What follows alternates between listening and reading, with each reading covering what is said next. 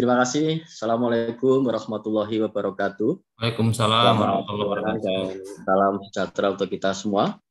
Om Swastiastu, Namo Buddhaya, salam kebajikan rahayu. Yang saya hormati Pak Hari, Kepala BGP Kalimantan Utara. Ini kita sudah punya saudara baru ya di Kalimantan Utara yang mudah-mudahan nanti juga akan mensinergikan untuk kepentingan terbaik bagi Bapak Ibu guru semuanya. Ini Pak Hari. Ya, Pak Hari juga sudah setia mendampingi LPMP untuk mengawal Enggang Benuanta ini. Yang kami hormati juga teman-teman dari Duta Rumah Belajar, ada Bu Anita dan kawan-kawan, dan juga sahabat saya, Pak Yahya dari Kalimantan Timur. Terima kasih sudah membantu saudara-saudara kita yang di Kalimantan Utara. Dan juga tak lupa saya sampaikan rasa penghargaan yang setinggi-tingginya untuk Bapak Ibu guru yang setia untuk terus mengembangkan diri dan mengikhtiarkan agar Bapak Ibu guru dapat memerankan peran yang terbaik bagi kepentingan peserta didik kita. Ya kemarin tuh sebelum kita puasa. Bocor ya. Apa sih kita itu ke rumah Bujung untuk belajar? Ini hostnya mungkin bisa di dulu. Sudah Pak. Ya, jadi mengawali kegiatan Enggang Benuanta di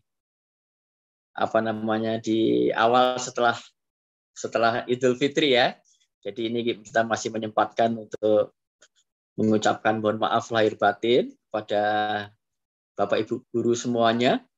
Mudah-mudahan nanti setelah Idul Fitri ini makin mantap pelayanan kita kepada anak-anak kita, dan itu yang kami pesankan berkali-kali kepada Bapak Ibu guru semua, bahwa sebenarnya tugas utama kita itu adalah menuntun agar anak-anak itu berkembang sesuai dengan kodratnya, dan ini relevan dengan kebijakan Merdeka Belajar ya. Jadi apa yang dimaknai dengan kemerdekaan itu sebenarnya memang sudah sesuai dengan teori-teori pendidikan kita, di mana merdeka itu adalah kebebasan untuk memilih, ya, ada kebebasan untuk memilih, dan itu hanya bisa dilakukan oleh manusia. Sehingga tugas kita adalah mengembangkan karunia Tuhan yang hanya diberikan kepada manusia, yaitu yang disebut dengan kebebasan memilih, ya. Yang lain itu tidak memiliki kebebasan, karena kita mengenal ada teori pendidikan yang disebut dengan SR, ya. Ada SR itu ada stimulus respon. Nah, stimulus dan respon itu kalau untuk binatang itu linier, ya. Bahwa respon kita itu sangat ditentukan oleh stimulusnya. Seolah-olah di situ tidak ada kebebasan memilih. Seolah-olah bahwa tindakan saya akan sangat ditentukan oleh stimulusnya orang lain, Jadi kalau saya itu dibuat tidak berdaya, maka saya kemudian tidak berdaya. Itu artinya respon saya sangat ditentukan oleh stimulusnya. Bahkan respon kita bisa kita ramalkan sebelumnya. Ayo supaya dia biar marah, kita buat marah. Nah, kalau ternyata kita marah beneran, itu artinya respon kita bisa dikendalikan oleh stimulusnya. Seolah-olah tidak memiliki kebebasan memilih. Nah, yang kita dorong sekarang agar manusia-manusia, ya, karena pendidikan ini sebenarnya adalah mengembangkan potensi kemanusiaan. Maka yang kita inginkan agar manusia-manusia yang terdidik itu memilih respon, itu responnya adalah respon positif meskipun distimulasi secara negatif. Artinya gini, kita berharap tidak ada lagi istilah yang dikatakan begini ya, kalau Anda baik, saya baik, tapi kalau Anda jahat, saya bisa lebih jahat lagi dari Anda. Itu artinya respon kita itu negatif. Ya, kita sering kali mendengar itu, bahwa seolah-olah bahwa kita dikendalikan oleh keadaan, dikendalikan oleh rangsangan dari orang lain. Tapi yang kita dorong dengan kemerdekaan belajar ini adalah membangun supaya anak-anak memiliki kemampuan untuk memilih, ya, yang itu hanya diberikan kepada manusia. Antara stimulus dan respon itu ada namanya kebebasan memilih. Nah, kebebasan memilih ini sebenarnya dianugerahkan kepada manusia melalui 4 potensi yang menyebabkan manusia itu bisa membuat pilihan-pilihan. Apa 4 potensi itu? 4 potensi anugerah Tuhan yang ini nanti akan menjadi fokus perhatian kita di dalam pendidikan kita. Ya, yang pertama itu adalah kesadaran diri. Ini hanya manusia yang punya kesadaran diri. Manusia itu bisa merefleksikan apa yang sudah dilakukan. Binatang tidak bisa. Ya, binatang tidak bisa. Kemarin saya sudah melakukan apa? Kemarin saya melakukan seperti ini, akibatnya apa? Itu dia bisa merefleksikan itu. Bahkan dia bisa menilai dirinya sendiri, ditempelkan dalam satu tembok. Wajah saya tempelkan di tembok, lalu saya bisa melihat utuh semua perbuatan saya dari apa yang sudah saya kerjakan selama ini. Itu namanya kesadaran diri, ya. Kemampuan untuk bisa melihat diri kita secara amat jelas, ya. Nah, ini namanya kesadaran diri.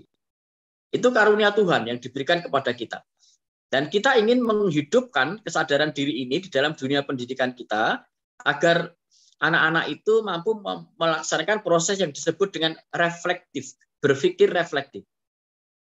Lalu yang kedua, anugerah Tuhan yang bisa kita gunakan untuk mengembangkan kemampuan merdeka di dalam kebebasan memilih itu adalah imajinasi. Imajinasi itu hanya diberikan pada manusia. Binatang tidak bisa melakukan imajinasi. Apa imajinasi itu? Kemampuan untuk menciptakan sesuatu yang tidak ada, tapi ada di dalam pikiran. Makanya kemudian kita bisa menciptakan sesuatu ide-ide inovatif, ide-ide cemerlang yang belum pernah ada, tapi diciptakan dalam pikiran. Jadi ada di dalam pikiran, lalu nanti dibuat dalam bentuk fisik. Ini hanya bisa terjadi ketika orang mengembangkan kemampuan imajinasinya. Ya, jadi imajinasi itu kita bisa membayangkan kehidupan ke depan yang belum pernah terjadi. Seandainya saya jadi ini, seandainya saya jadi ini, apa yang harus saya lakukan itu bisa melalui imajinasi. Ya, tapi kalau kesadaran diri tadi adalah berpikir reflektif. Kalau imajinasi itu berpikir ke depan, ya, berpikir yang belum pernah melampaui batas waktu yang belum pernah kita lakukan. Lalu yang ketiga, ini juga anugerah Tuhan yang hanya diberikan kepada manusia, itu yang disebut dengan suara hati. Ya, suara hati itu adalah cermin diri, cermin pribadi yang sebenarnya fitrah kita, fitrah manusia itu sebenarnya baik. Maka ketika orang pertama kali melakukan kesalahan, dia langsung ada bisikan suara hati yang menyuarakan bahwa ini salah. Tetapi kalau itu dibiarkan, kesalahan itu secara terus-menerus, maka suara itu menjadi tidak terdengar, ya. Suara itu menjadi tidak terdengar. Nah, unsur-unsur kemanusiaan yang dibangun di dalam pendidikan itu adalah bagaimana nanti menguatkan kemampuan anugerah Tuhan yang 4, ya. Ini baru 3 tadi yang saya sebut baru 3. Yang pertama kesadaran diri, yang kedua imajinasi, yang ketiga suara hati. Nah, yang keempat itu yang kita sebut dengan kehendak bebas. Kehendak bebas. Kita ini bebas berbuat apa saja. Ya, nggak ada yang bisa menghalangi kita karena kita punya kehendak bebas. Saya mau melakukan apa saja bebas. Bahkan kebebasan ini nggak bisa dibatasi oleh apapun karena ada kebebasan secara fisik dan ada kebebasan secara kejiwaan. Ya. Nah, ini namanya kehendak bebas. Kita memiliki kehendak bebas. Kita bebas berbuat apa saja, tetapi memang kita tidak bebas memilih konsekuensinya. Konsekuensi itu akan mengikuti tindakan kita. Nah, orang-orang yang terdidik, yang nanti potensi-potensi karunia Tuhan ini bisa aktif dihidupkan di dalam dunia pendidikan, maka dia akan betul-betul terwujud yang kita sebut dengan manusia merdeka. Ini prinsipnya seperti itu, ya. Nah, karena itu Bapak Ibu sekalian, sebenarnya yang paling penting di dalam pendidikan itu bagaimana kita menghidupkan potensi-potensi kemanusiaan, anugerah kemanusiaan itu agar dia nanti bisa berkembang secara maksimal, lalu nanti menjadi manusia yang merdeka. Nah, semuanya perantara-perantara yang digunakan itu hanyalah sebagai alat. Ya, jadi nanti misalnya media pembelajaran digital, ya, kemudian kurikulum, apa saja itu hanyalah merupakan alat untuk kepentingan membangun pribadi-pribadi manusia yang merdeka. Jangan sampai nanti salah ya. Maksud saya begini, alat menjadi tujuan. Anak-anak ini kemudian dirampas kemerdekaannya hanya karena untuk kepentingan tujuan, kepentingan alat. Nah, kepentingan alat. Misalnya, karena ada kurikulum, lalu kurikulumnya itu sebenarnya digunakan untuk kepentingan manusia, tapi malah sebaliknya, manusia yang harus menghamba atau mengabdi kepada kepentingan kurikulum. Nah, ini berarti ada kontraproduktif ya. Ini harus dipahami betul Bapak Ibu sekalian, teman-teman semuanya. Filosofi dari kurikulum merdeka ini yang kita dorong agar kita secara keseluruhan mengikhtiarkan dan memberikan dukungan optimal kepada kepentingan peserta didik, agar peserta didik itu betul-betul menjadi manusia yang merdeka, yang dia memiliki kebebasan untuk memilih dengan karunia Tuhan, kesadaran diri, suara hati, imajinasi, dan kehendak bebas. Ya, nah ini yang harus dihidupkan, yang terus harus diaktifkan. Disitulah nanti dia akan menjadi manusia-manusia yang self-driver, itu bisa menggerakkan dirinya sendiri dan menjadi orang-orang yang bertanggung jawab, karena dia menyadari betul bahwa memang dia tidak bebas untuk memilih konsekuensi. Dia bebas berbuat apa saja, tapi dia tidak bebas memilih konsekuensi, karena setiap tindakan selalu ada konsekuensinya. Maka orang-orang atau manusia-manusia yang merdeka, dia memiliki kesadaran betul apa yang harus saya lakukan dalam situasi seperti ini, dan apa konsekuensi yang akan terjadi jika hal ini saya lakukan atau hal ini tidak saya lakukan. Karena melakukan sesuatu ada konsekuensinya, tidak melakukan sesuatu juga ada konsekuensinya. Nah, ini yang harus kita bangun bersama-sama, Bapak Ibu sekalian. Nanti dia akan menjadi manusia-manusia yang bukan saja dia bisa menolong diri sendiri, tetapi dia juga bisa menolong orang-orang yang ada di sekitarnya, dan akan menjadi manusia-manusia yang bijaksana, yang memberikan manfaat, karena dia sadar betul ketika dia melakukan sesuatu, dia akan selalu berpikir bahwa dampaknya bukan hanya untuk dirinya, tapi juga dampak bagi kepentingan orang-orang yang ada di sekitarnya. Ini Bapak Ibu sekalian, tugas utama yang harus kita lakukan ya. Dan karena itulah saya sangat berharap kepada Bapak Ibu sekalian bahwa yang Bapak Ibu lakukan, ikhtiarnya untuk belajar digitalis macam-macam apa saja, itu semuanya untuk memberikan kenyamanan, kemudahan bagi peserta didik agar 4 anugerah Tuhan ya yang dianugerahkan itu betul-betul nanti dihidupkan ya, dihidupkan di dalam proses belajar. Bagaimana anak-anak itu bisa berpikir reflektif ya, merefleksikan kembali apa yang sudah dilakukan, apakah yang dilakukan kemarin itu salah atau benar ya, apa yang dilakukan itu efektif atau tidak. Dia bisa melakukan perbaikan secara terus-menerus. Lalu kedua, dia bisa mengembangkan imajinasinya, memikirkan sesuatu jauh melampaui batas yang belum pernah terjadi sekarang ini, tapi ada di dalam pikirannya, ya, yang tidak terjadi dalam fisik, tapi ada di dalam pikirannya. Ini imajinasinya dibangun.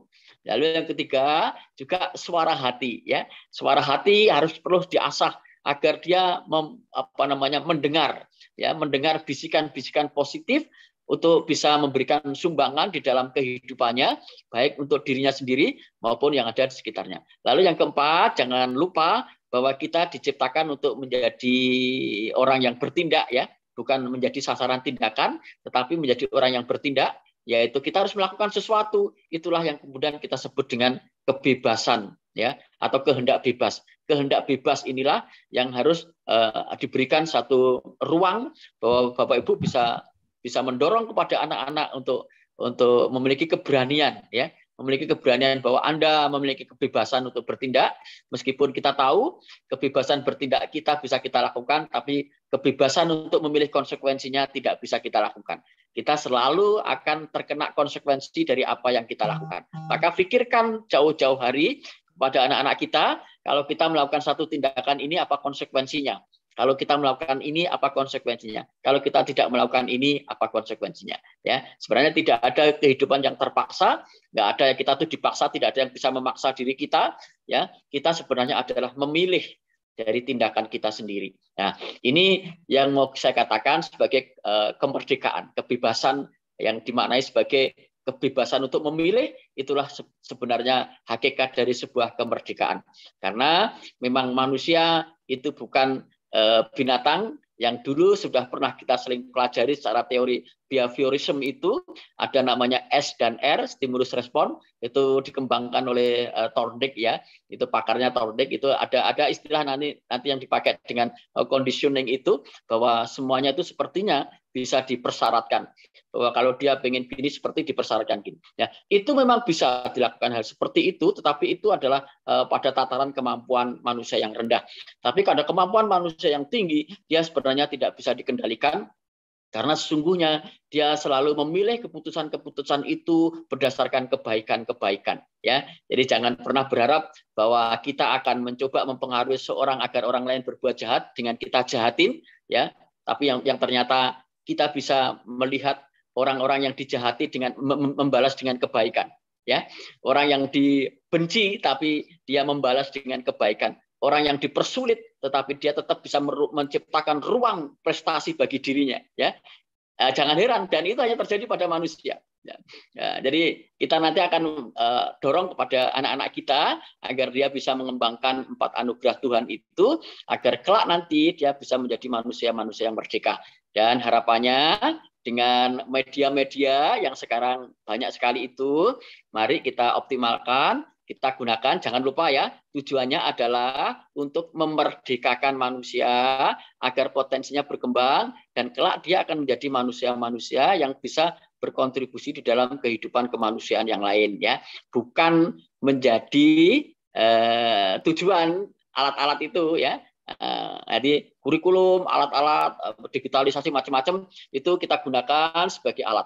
Saya kira itu Bapak Ibu sekalian yang dapat saya sampaikan. Sekali lagi saya memberikan penghargaan yang setulus-tulusnya kepada teman-teman semua yang sudah berikhtiar luar biasa untuk memajukan pendidikan di Kalimantan Utara. Terima kasih. Saya kira demikian, dan dengan mengharap ridho dari Allah Subhanahu wa taala, mari kita buka kegiatan kita dengan bacaan basmalah. Bismillahirrahmanirrahim. Mudah-mudahan pertemuan kita diikuti dengan hidayah. Terima kasih. Wassalamualaikum warahmatullahi wabarakatuh. Selamat siang, salam sejahtera untuk kita semua. Om Swastiastu, Namo Buddhaya, salam kebajikan, Rahayu.